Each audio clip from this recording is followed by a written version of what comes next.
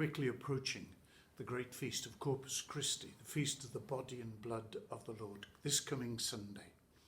It's such a wonderful feast because it takes us right to the heart of God's gift of himself to us in Jesus.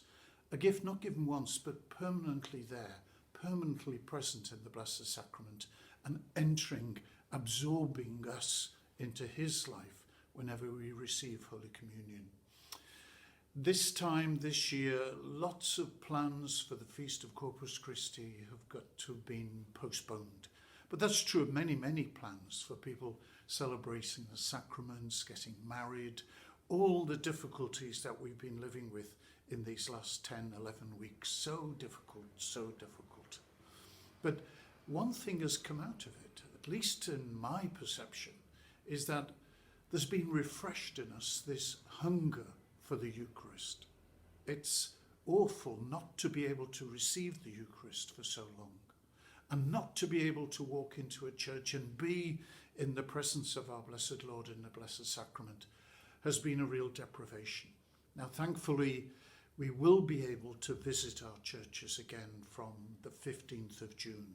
And I'm sure that as we celebrate on the 14th of June, the Feast of Corpus Christi, you'll be ready to make that visit again when it's convenient and when the opportunity is there.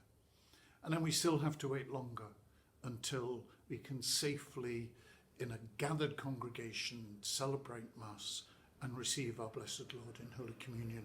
But our faith is strong because we know that Jesus is there. And we know that the celebration of the Mass has never ceased. It's continually celebrated. It is the liturgy of heaven.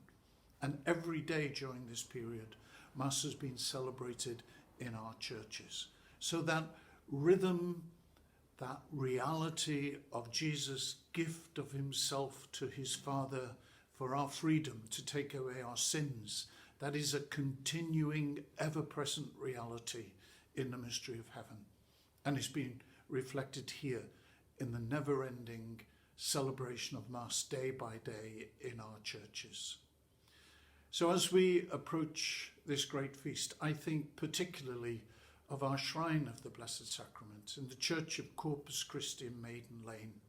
And I know that in that shrine there will be the celebrations of this feast, even if they are limited and restricted to just those who are present. But I know that this year, in all this sadness and discomfort, the Feast of Corpus Christi will have an extra depth to it as we ponder again the greatness of the Lord's gift of himself to us in the Blessed Sacrament, in the sacrifice of the Mass, and as we prepare ourselves to come out of this period of Eucharistic fasting and to be restored in the fuller practice of our faith. So may God bless you. May God bless our celebration of this feast of the body and blood of the Lord, and a special prayer for all those at our shrine of the Blessed Sacrament, Corpus Christi Church in Maiden Lane. May God bless you all.